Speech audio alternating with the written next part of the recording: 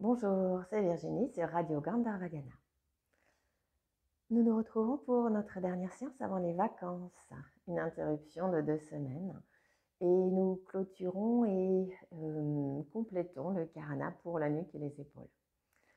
La respiration et la mudra, on les a vus donc, dans la séance de la semaine dernière et de celle d'avant.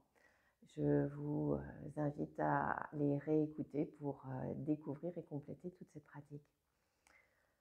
Et je vous invite à revenir sur vos tapis maintenant, de préférence assis à genoux. Si c'était possible, ce sera plus facile pour la fluidité du Karana. Un instant, les mains qui se posent sur les cuisses, les yeux qui se ferment, on accueille. Observez la position que vous avez prise, les genoux, les chevilles, les fesses placées en contact près des talons, peut-être, ou du sol, et laissez-vous grandir.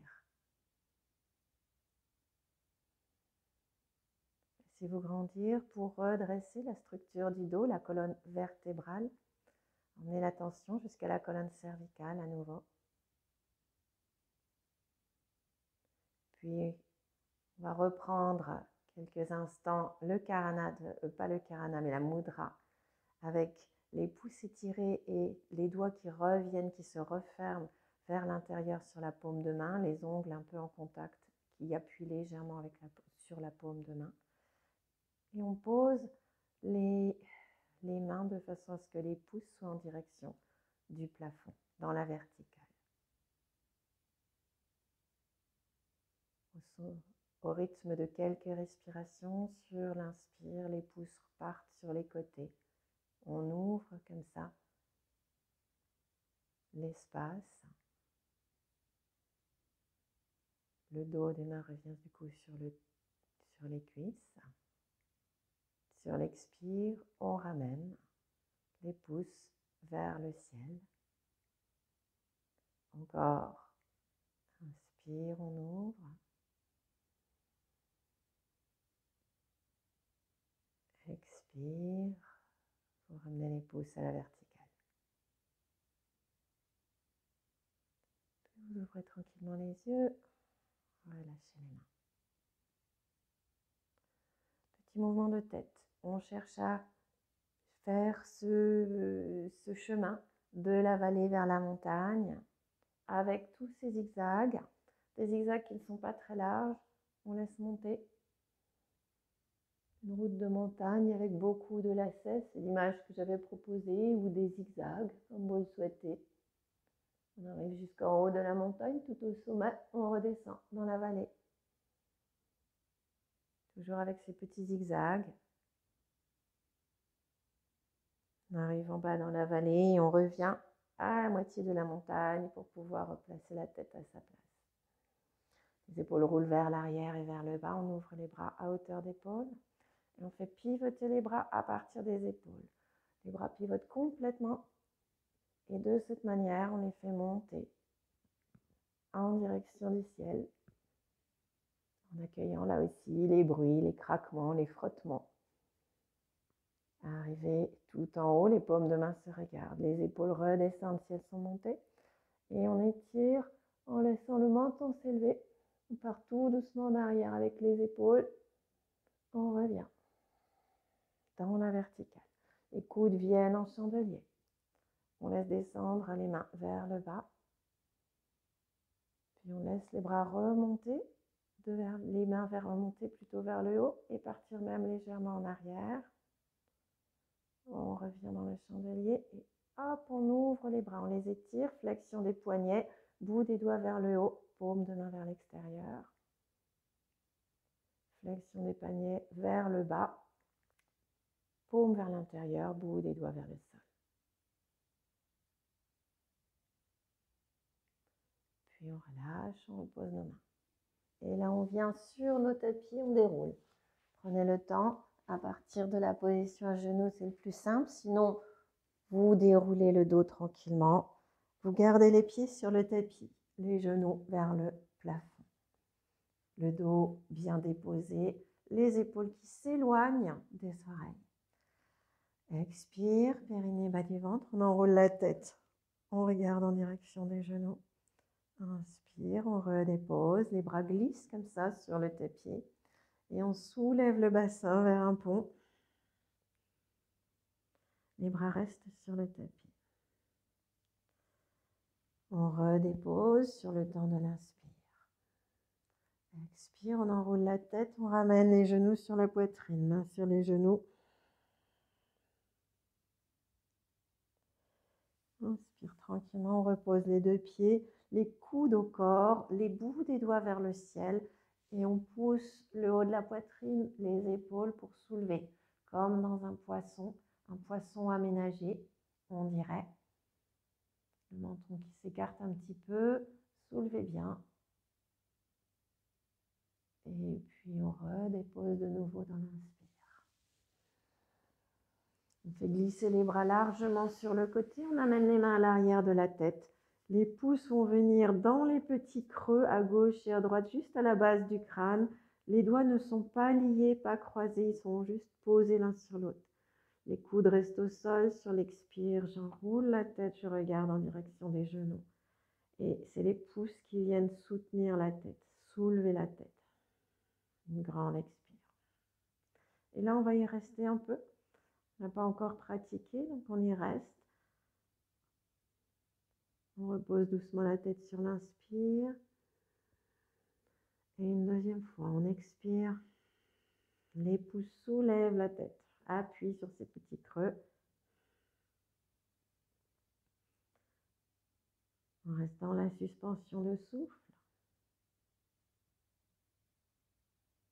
Les coudes restent bien au sol, si c'est possible pour les épaules. Sur l'inspire, on dépose la tête.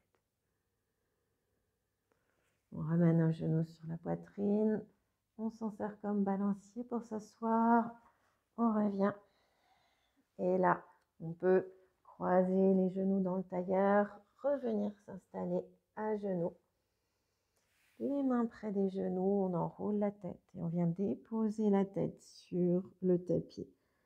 Les fesses près des talons, les mains qui avancent près des genoux pour la posture du lièvre.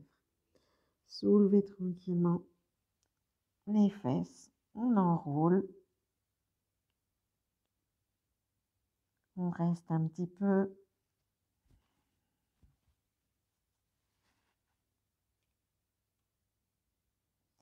On ramène les fesses près des talons, les avant-bras sur le tapis et on déroule tranquillement.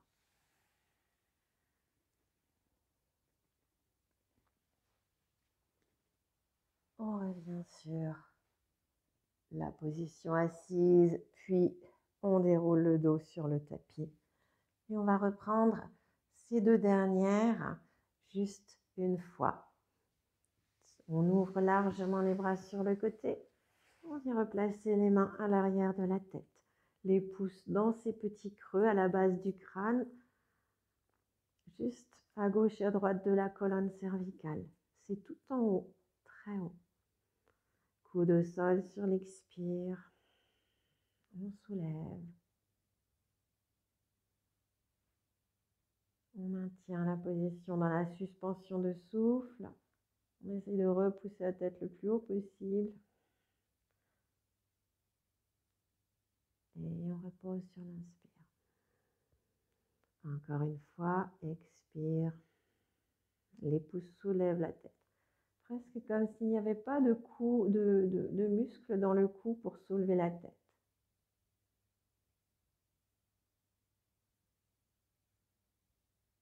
On redépose sur l'inspire. On dégage les bras, on attrape le genou comme un balancier. Hop, on revient s'asseoir. On peut repasser de nouveau par le tailleur. On croise les genoux. On vient se mettre dans posture de... On vient se remettre à genoux, fesses près des talons et on rentre le menton, dépose le dessus de la tête. Les mains avancent près des oreilles ou de la tête. On soulève les fesses et on roule sur le dessus du crâne. Ne laissez pas la tête avancer. On roule pour étirer la nuque. Posture du lièvre.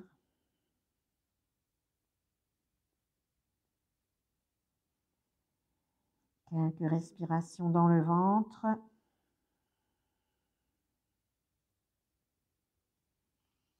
On reviendra dans la posture de l'enfant. On y reste.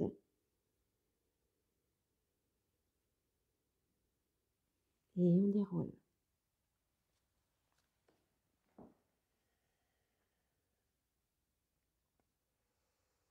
Redressez le dos, les épaules, les yeux fermés. On peut retrouver notre respiration en triangle.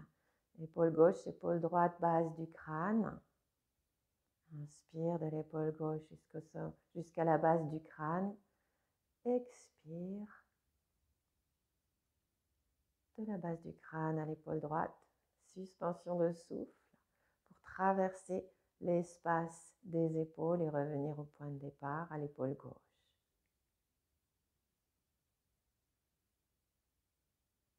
Si vous vous souvenez du mouvement de la mudra, pouce vers le haut, les mains qui sont refermées, les doigts refermés dans la paume de main. Sur l'inspire, mes pouces partent sur l'extérieur, épaule gauche, base du crâne. Expire, base du crâne, épaule droite. Suspension, l'espace entre les deux épaules. Fin de suspension, je ramène mes pouces. Puis je peux changer le sens.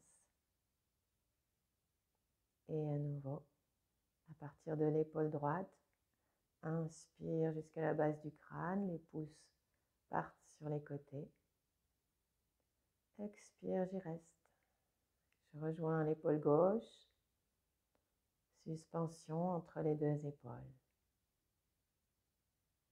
Fin de suspension, je ramène mes pouces. Une dernière fois. Inspire. Épaule droite, base du crâne. Expire. J'y reste.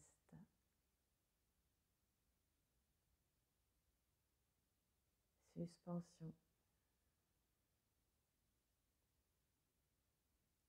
Puis vous ramènerez vos pouces. Vous relâchez les doigts et vous retrouvez votre respiration.